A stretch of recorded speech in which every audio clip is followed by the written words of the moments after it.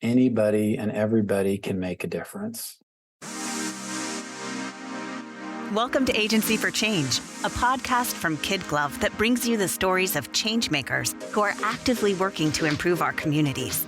In every episode, we'll meet with people who are making a lasting impact in the places we call home.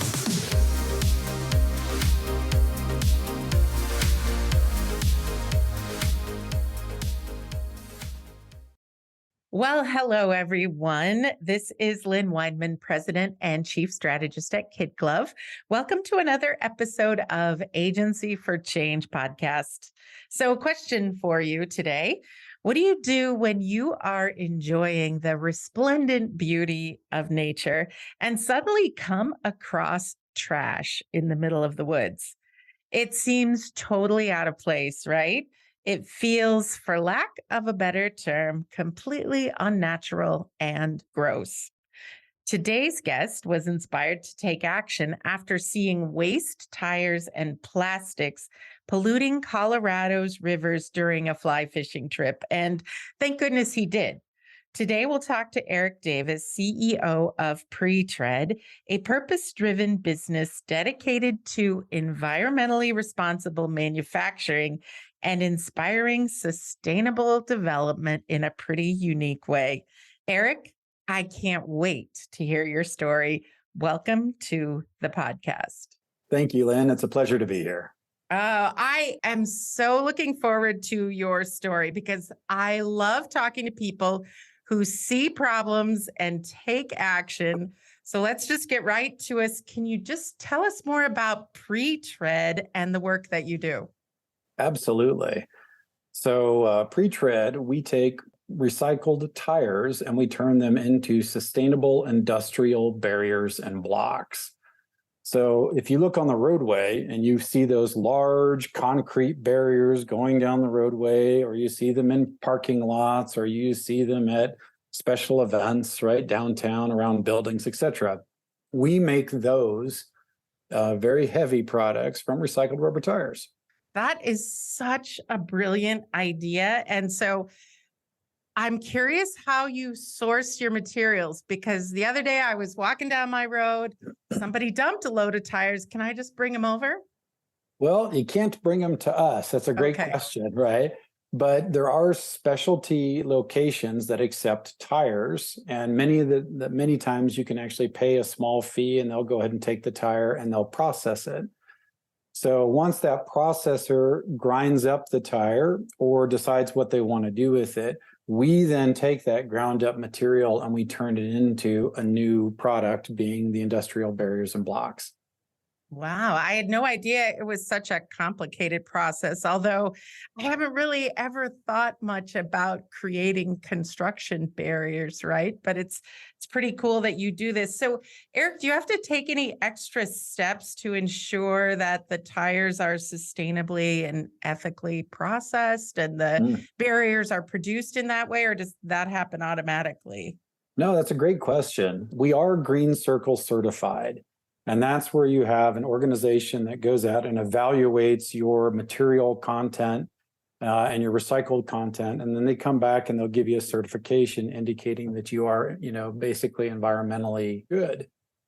Additionally, we also get, we have independent laboratory testing that tests our products in various environments, so that could be for heat, that could be for rain or water running off, leachates, right? Anything that we put in the environment. And we've taken that out and we've passed all those tests with flying colors. So we're very excited to say that, yes, we're 95% plus recycled material. We're GreenCircle certified, and we are also independently laboratory tested to be environmentally friendly. Eric, I love all of those things because every once in a while, when you hear about a company that's doing things sustainably, just the tiniest little bit of skepticism creeps in, right? And you're like, are they really as good as they say they are? And to have those certifications and that testing, I think that's really great. And the GreenCircle certified, I know too, particularly means that you've met a very high level. I'm going to tell you another area where skepticism creeps in. And I don't know if it happens to you, but it happens to me as a purpose-driven business owner. sometimes I have peers ask me if the purpose-driven part of my business gets in the way of profitability. I'm curious how you balance those things, because I know you have to balance them. That's a very good question. So when you start up a company of this nature and you go out to seek, if you choose to seek venture capital funding or capital funding and support, you have to have a pretty comprehensive business plan, especially in this market, as I'm sure you're aware, right, with we'd say the recession or the potential recession and what's happening in venture capital. It's extremely difficult. It's more difficult now to get support than it has been for many years. Obviously, we have phenomenal support, got a very good business plan. We've got great opportunities for growth. Our customers are very engaged. And I'm very pleased with the overall numbers and the models. So yes, it's a good balance, right? So we've struck that good balance between sustainability, venture capital, and also, growth and profitability. Sounds like the trifecta there, right? Are there any, without revealing any secrets, are there any strategies that you use in that business plan to ensure that you're financially viable? Yes, there are many. So right now we have a brand new state-of-the-art facility in Denver, Colorado, and that facility it's a clean facility. It's very tight. One of the strategies we look at is, as we grow, is partnering with major global corporations in different countries and being on site in their facilities. So you can imagine that somebody that might produce a significant amount of waste, or they have a lot of transportation items, right? Trucks or planes or things along those lines. Partnering with them and being there reduces your carbon footprint substantially, because you're not trucking the materials anymore. You're not handling them as an intermediary, right?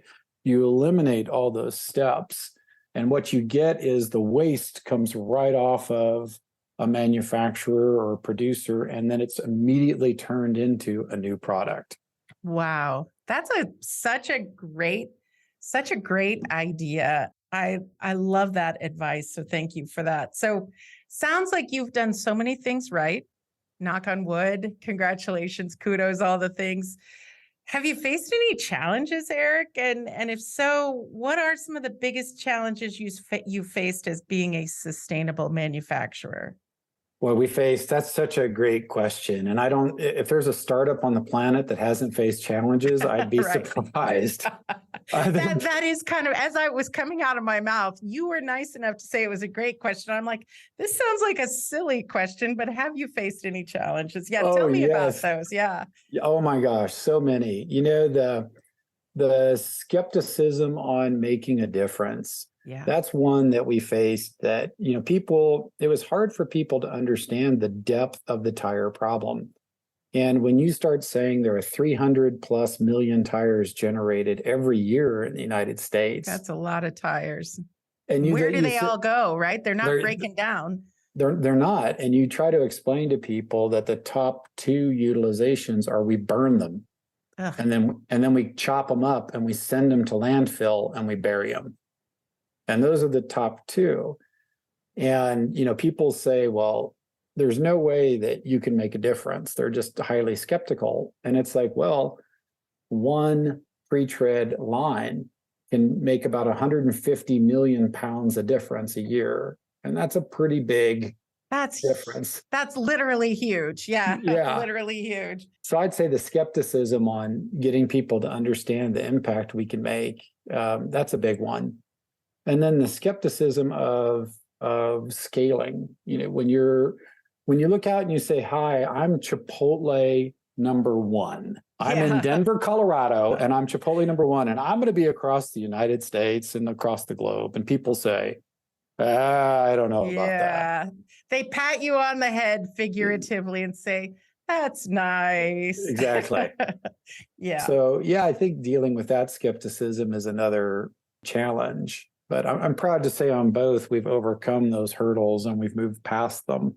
Yeah. But definitely a challenge. And then I think a major challenge also, or a major area, is just the staffing dynamics, right? How times are changing. Right. And quickly, they're changing so quickly. Just when you think you have it figured out, you pretty much should know it's changing again, right? It is, and it's a unique time. So it's like, I do think it's good to say that, since we're a startup, we're agile and we pivot constantly. Yeah. We ask ourselves and we change.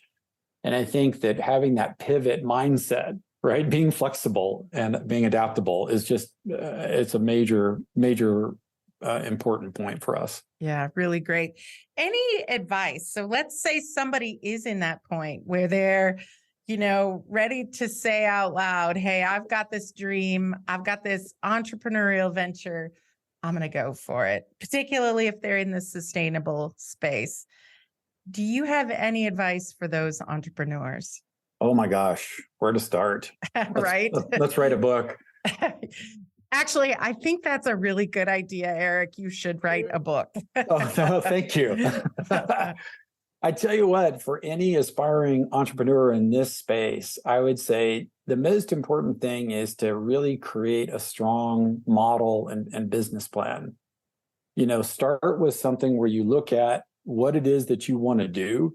Yeah. And you say, is it, could we come away from doing something and actually have a company? Mm-hmm. Right? You have to start with that. And I can't stress that enough, right? If you come out and say, like when I started Pretred, I came out and I said, hey, it's going to cost us $2,000 a barrier to make. And then it was $1,500. And then it was $1,000. And finally, we got the numbers to make sense. But without making sense, it can be a tough road. Right. I mean, it's a great idea, but $2,000 a barrier, when you think about how many barriers most of your clients, municipalities, organizations need, that seems like a pretty high price tag. No one would have purchased our product, right? It's like, hey, can I sell a chocolate bar for $20? Right. No, you can't. There's going to have to be some pretty amazing stuff in that chocolate. I do think for the aspiring entrepreneurs, right, having a good, just a good business plan, doesn't have to be fancy, but thinking it through. And then surrounding yourself with people that will challenge you, that will look at it and say, they are skeptical. So they have a strong foundation of support, but they kind of say, hey, why wouldn't this work? Right. And if you can come away from meetings with, good, supportive, intelligent people that have challenged you, and they've challenged your model and they've challenged your plan, and it holds up, then you're on to something, right? That is such good advice. That circle of mentors and friends who are willing to ask the hard questions while also supporting you, while also maybe doing some brainstorming with you. That is a really great and invaluable thing to have. That's great advice. So at the end of the day, Eric, you're kind of at the beginning of this journey, but growing fast. What lasting impact are you hoping that Pretred will have on road safety and sustainable manufacturing? So on sustainable manufacturing, we're looking at, our vision is just global impact in the waste rubber environment.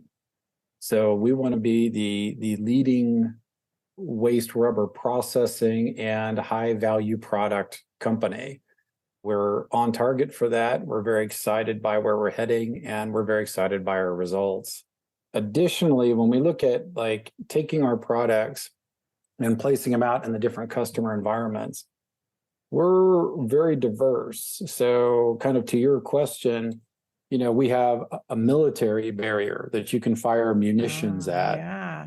We have a flood control barrier that is meant for, right, it's environmentally safe, that it's meant to help in flood zones like Oklahoma or Alabama or Louisiana, or a product for, say, the Bureau of Land Management, right? The Army Corps of Engineers, other people like UPS or FedEx, construction companies, RTD, Caltrans.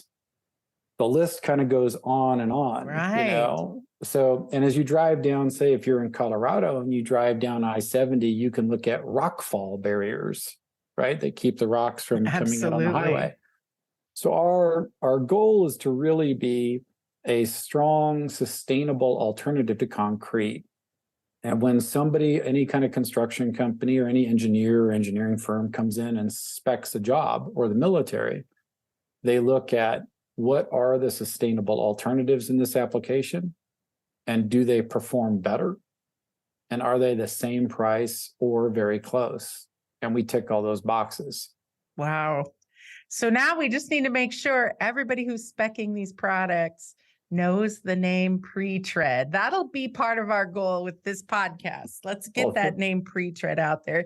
It seems like such a great solution that I've got to believe once people hear about it, find out about it, understand that it's real and it works, it's not too hard for you to convert customers once they understand what you're doing, which I really love that, Eric. So I'm curious, I want to switch gears a little bit because you talked about one of the goals being a leader in the field of waste rubber. I'm curious, how did your personal path lead you in this direction? Were you a teenager and people are saying, Eric, what do you want to do when you grow up? And you said, I want to be a leader in waste rubber. Well, that's a great question. I can answer that one in a fun way. I absolutely, positively knew I was going to be a roboticist. I absolutely knew. A roboticist. Okay. A roboticist, yeah. And obviously it didn't work out. But at least I get to make the factories that have the robots in them. So you know a thing or two about how all this stuff is done. That's not one you hear very often. What do you want to be when you grow up? A roboticist. Roboticist, yeah. I was probably that weird kid, right?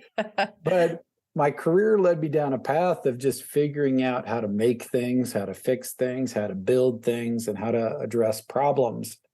And one day I was fly fishing in my local creek outside my house here in Denver, and I saw a pile of waste tires and plastics sitting on the bank.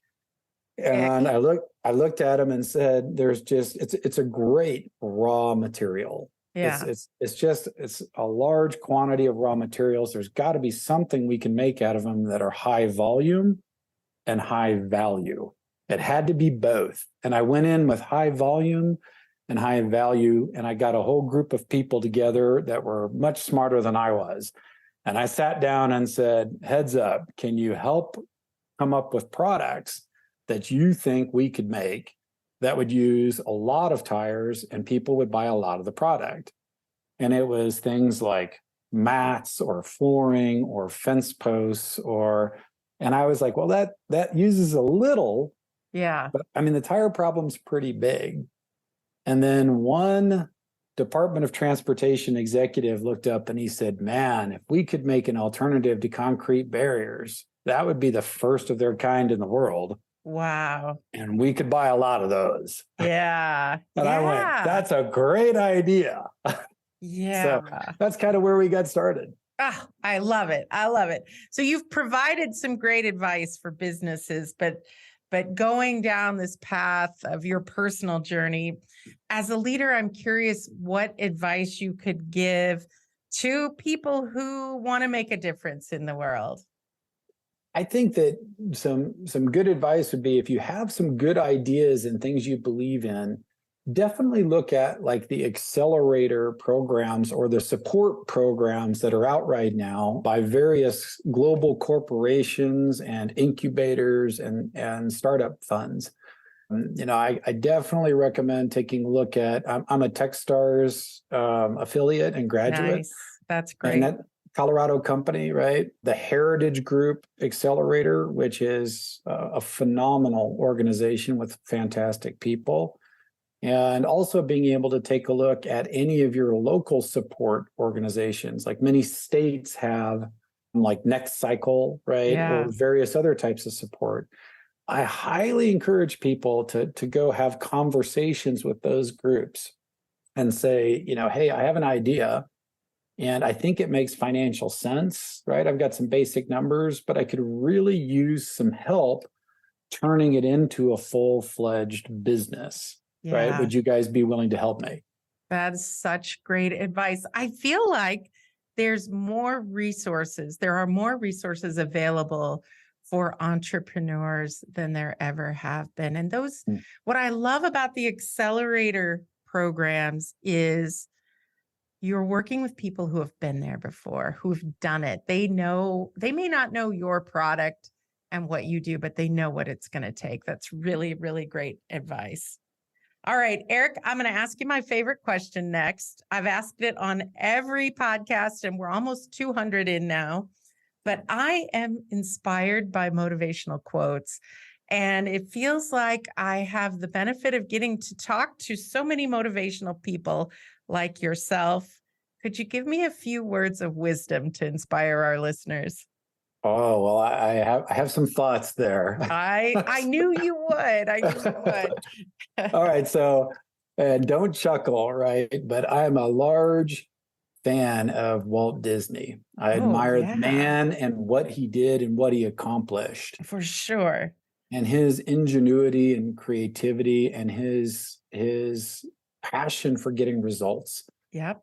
And I use a quote every day in our business, every single day, and on most of my emails, and that is keep moving forward. Mm-hmm.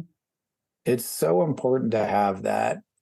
And I find that when I use that along with a different one, which is I feel that business is comprised of three primary rules. And those three primary rules are communicate, communicate, communicate. As a communications professional, I certainly appreciate that.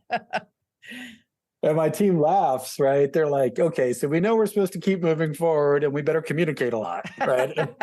But I'm like, yes. You're making it clear. And that's also an important principle, right? Yeah, that's great. I think there's one last one that we use, and that is we try to surround ourselves and create the art of relationships. And I call that you surround yourself with people that you admire, you respect, and you trust. Wow. And so everybody that comes into our company, and it's customers, it's vendors, it's investors, it's partners, it's employees. We do the art of relationships. Yeah. And I found that when I put those three, it probably sounds a little wonky, right? No, it's beautiful. But that's kind of like who we are, right? We really try to keep moving forward, communicate a lot, and surround ourselves with people that make us, our company, and our products better. You know, Eric, I am going to give you an endorsement for authenticity as well, because in the last 24 hours, I received an email from you and I noticed the line, keep moving forward at the bottom of the email. And I stopped for a moment and I thought about it. And I'm like, that's pretty cool. And in the email you sent me, sometimes emails can be cold and cryptic. The email you sent me was so warm. And it was like, I am really excited to talk to Eric tomorrow because of the way you phrased that email. And I was excited already because of what you do, but I'd never met you in person until we got on Zoom today. And then the third thing, before we hit record today, you already were talking about the importance of relationships for people. So I love that not only do you have and use these mantras, but I have observed them all in the last 24 hours, which is the first 24 hours that I've met you. So I think that's pretty cool. So anyway, Eric, for our listeners who would like to learn more about Pretred, I hope there's a lot of people that spec construction barriers listening today. How do they find out more? Absolutely. Yeah. They can reach out to us on our website. They can also contact our sales or our marketing leads directly. Nice. So we do have Tony Olson is our marketing lead. I do know Tony. She's fabulous. So glad I was gonna say. Yeah, she is great. And, reach out to her on LinkedIn. And also we have Royal Rich, who is our sales lead. And reaching out to Royal Rich is a great opportunity for sales. And we also have a business development lead that helps us with partnerships and growth. Great. And that is Jeff Olson. And again, he can be reached on LinkedIn or just contact us directly. I'm sure Royal is fabulous. I have not met Royal. Jeff Olson, pretty cool guy as well, I must say. So fantastic. We will have the link to your website also in the show notes on KidGlov.com for anybody else who wants to grab that. So, Eric, I have just loved this conversation. I mean, so much great advice and insight, personal levels, business levels. As we wrap up this time together today, what is the most important thing you would like our listeners to remember about the work that you're doing? I think the most important thing from this conversation is anybody and everybody can make a difference. I love that. Anybody and everybody. It's just go out with passion, right? Sit down and keep moving forward. Surround yourself with some good people. Talk it through, and you'll make a difference. There you go, kids. That is the key to life right there. Eric, thank you so much. I've loved this conversation. I fully believe the world needs more people like you, more ideas and companies like what you've got going on at Pretred. And I thank you for taking the time to share with us today. Oh, thank you, Lynn. It's been a pleasure, and I look forward to staying in touch in the future. We hope you enjoyed today's Agency for Change podcast. To hear all our interviews with those who are making a positive change in our communities, or to nominate a changemaker you'd love to hear from, visit KidGlov.com at KidGlov.com